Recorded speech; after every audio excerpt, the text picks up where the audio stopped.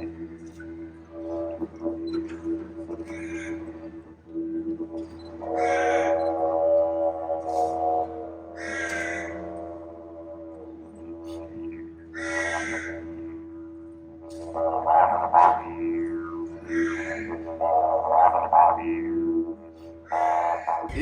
talked about two principles when we're in the bush that help you survive. The two things we say, binango and nyalangi. Binango is listening and nyalangi is watching. And the bush is pretty funny, like when we were growing up and people's ideas of the bush and wilderness. So most people, the wild, don't go out there, you'll get lost and things like that. For us, this was a safe place. If you look after the bush, it'll show you how you can survive and live a good life. You know, old people pointed over at the city and said that's a dangerous place. That's the wilderness to us. So, we're thinking about running a survivor show where it's reversed. Put black fellas in New York City and see what happens. But you got to survive. There's a lot of things that you can learn, a lot of things that help you survive in the bush, and we'll point out some of the things that we're seeing and show you give you a little bit of an insight into what we're seeing in the bush and all the things that it's telling us. One thing that we see is we're in the season now where you can see some of those little ones are yellow. That old people used to make tea out of that. So on the bottom of that, right at the root of that, there's like a honey, and it's really sweet. And so they'd send us up, and we'll grab a couple of those yellow ones early in the morning and take it down to them. They'd put it in a billy can or whatever there was, sometimes just a teapot, and they'd boil it and it'd make like a honey tea. So that's what one of these uses for. Another thing that this tree is common for, parrots. You know, those little rainbow lorikeets, they love this stuff, and we like them. So we're coming into the season now, and I'm getting a little bit hungry thinking about it. But if you've never eaten one of them little rainbow lorikeets, they're like the KFC of the bush. They're like the sweetest. They fly around and eat every sweet thing that exists. You know, like this honey thing. So you don't need to do anything to them. They're already pre-seasoned. You just pluck them and chuck them on the fire. But we're in the season of them too, so if we do find any, make sure you're not filming, all right?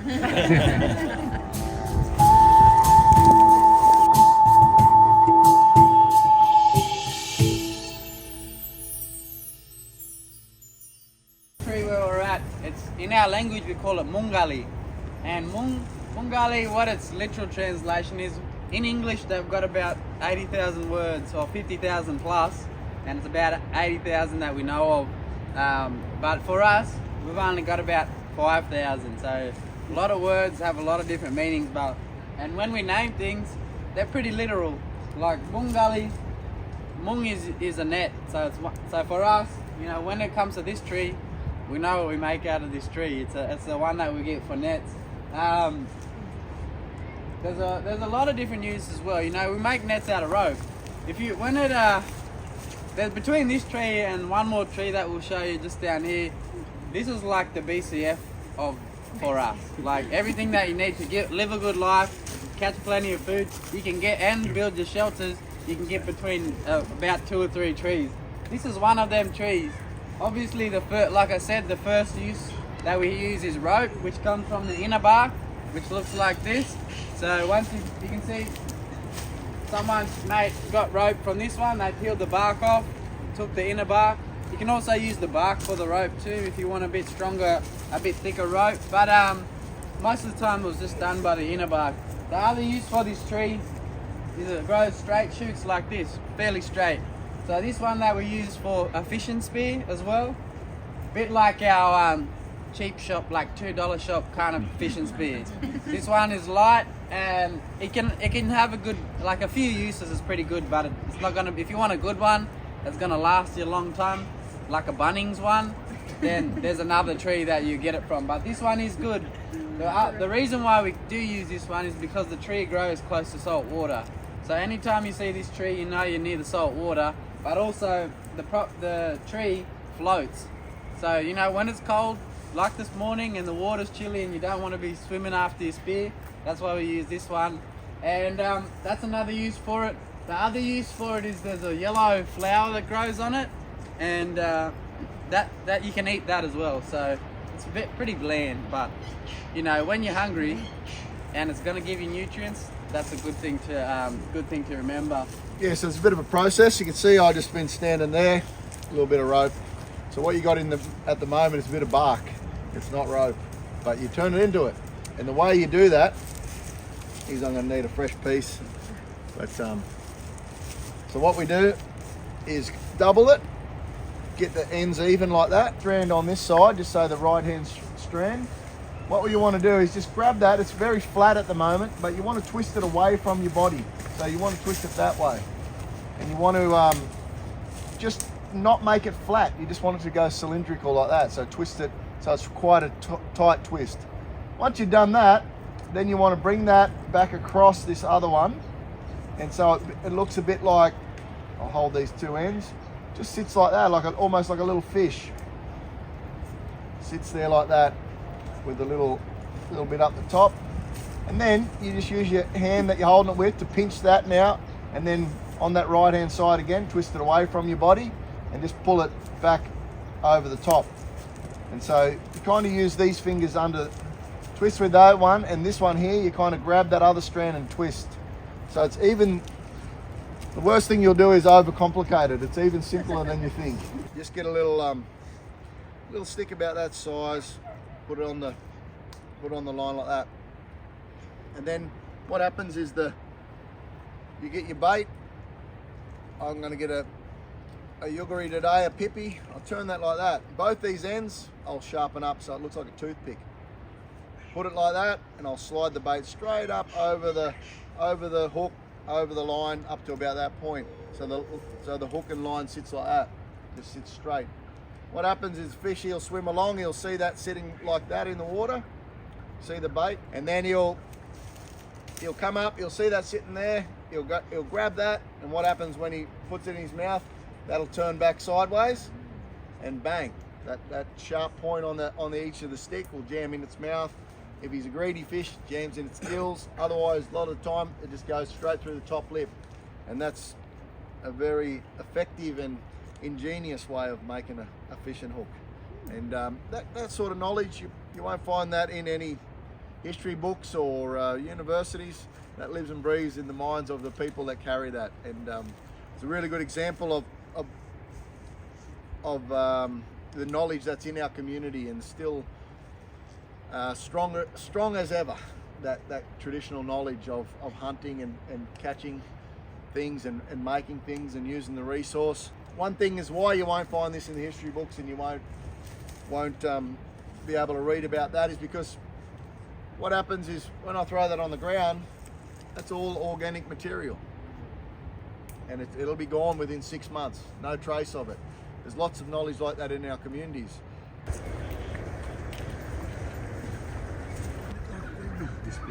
You know this one, it's the cordyline, is the common name. There's many different species of the cordyline tree, but you see in the back there's got really nice red berries, and I just got to ask the question about the red berries. Can you eat them, or as a general rule, don't eat the red berries? That rule applies in this case. Sometimes it doesn't though, but this is a really good example to point out just our relationship to juggling and relationship to bush foods and what people just generally say bush tucker.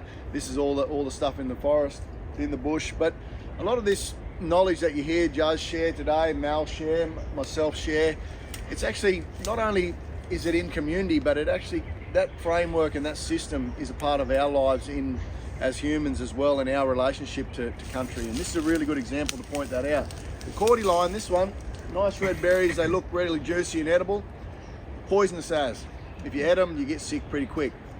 But if you go back up into the rainforest, or even the literal rainforest on the coast, you'll find some rainforest patches. What you will find is the walking stick palm. Looks very similar to this. Grows a big bunch of red berries just like those ones. But the leaflets on the palm are separated. These ones are not separated.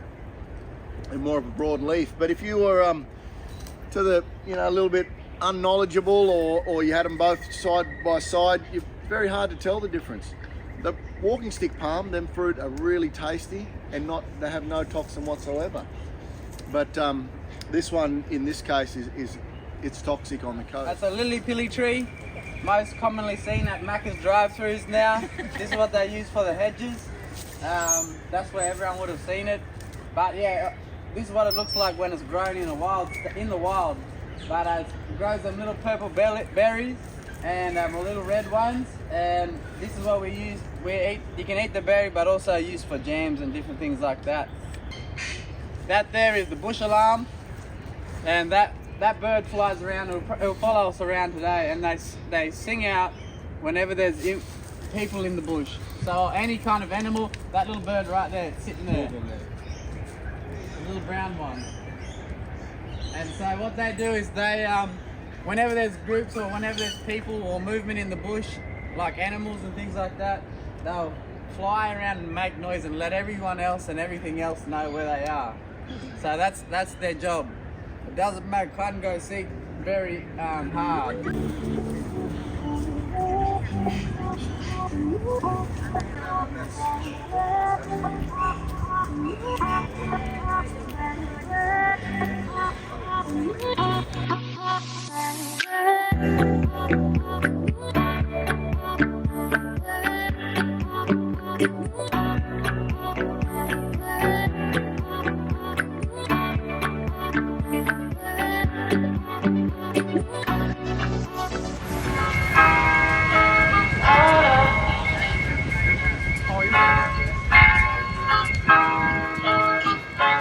I'm so in love with you. This lighthouse here is one of the oldest, I think it's the oldest building in the Shire, or one of. It was built really early anyway.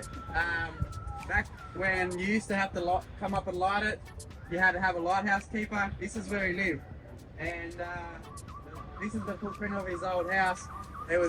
He lived in, I think the end of it was about the 1880s. That's when he lived here. This footprint, you know, there's a kitchen and 4 rooms, a living room. This is what he raised 11 kids in. You got me down again. So I mentioned between a few trees that was like that BCF. This is the other half of the other one of them trees. This one most of you will be familiar with, that's commonly known as paper bark. In our language we say bilangu, and bila is a word for spear. So you know what you're going to get out of this tree? A spear. Like I said, that one here was your $2 cheap shop spear. This is the Bunnings one. This is the good one. Where it grows usually in pretty swampy areas and where the younger ones grow, and you can find a pretty straight one. This spear was used the most common spear that you could find around here was one of these ones, bilangu. And the reason why we use this one is because it's heavier. It's a lot heavier than this one, and you can use it for in the water as well because it floats, but you can also use it on land for a bit bigger animals.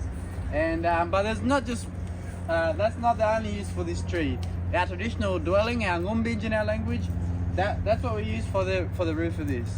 And even up until, you know, our grandfather stayed with this, even later on when people got tin and different things were coming into the community, he was still going and cutting sheets of this and putting it on his house. Reason why is because you ever heard that old proverbial saying, the cat on the hot tin roof? Same for the cat under the hot tin roof too. With this bark for us, it was cooler in summer and warmer in winter, and that's why he used this one. And he said, don't change just for the sake of change. When something better comes along, we can change, but if this works better, we'll use it. For him, it worked better. It's waterproof, and the next thing that came along was fibro and what's the other word? Asbestos. So that's a whole other story. But yeah, this is what he stuck with most of the time. And before as well, inside the traditional dwelling was a springy grass, and this was used for the bed.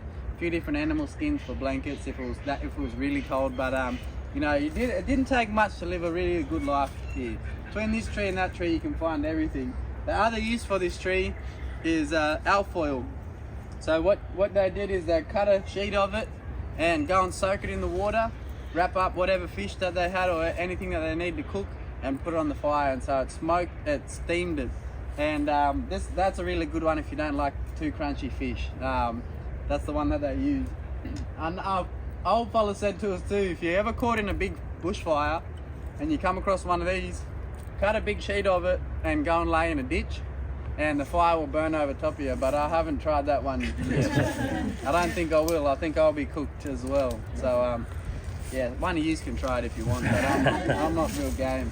And the other things that I will mention, if anyone has any allergies and has those non-allergenic pillows, what's actually inside them is just shredded paper bark.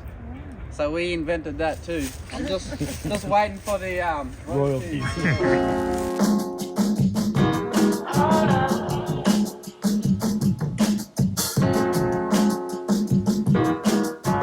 I'm so in love with you. You got me down again.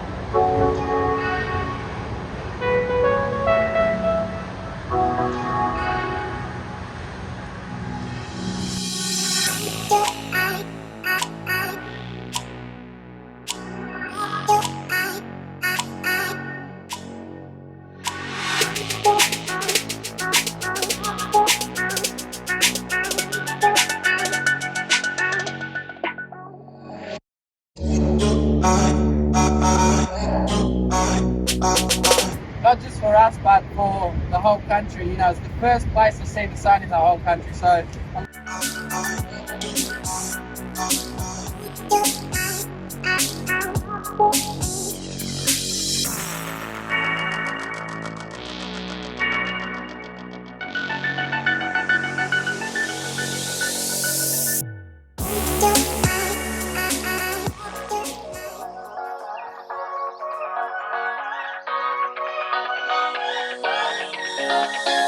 I don't wanna stay here, no.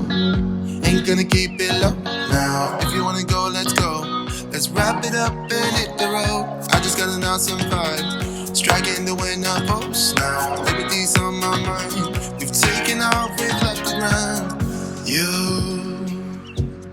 gotta understand that we get one chance, one chance.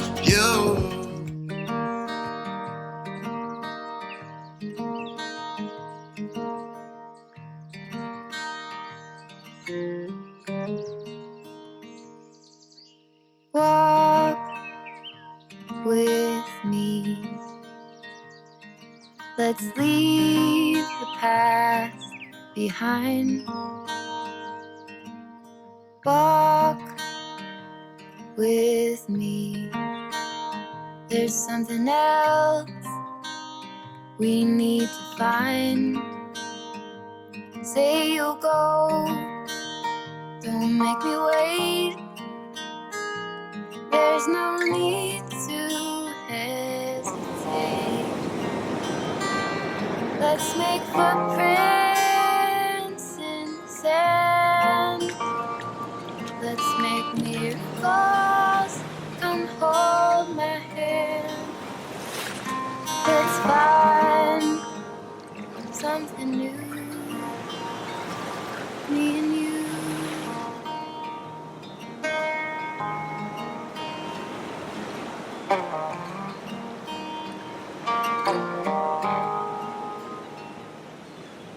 Blue is the sky, like the color of your eyes.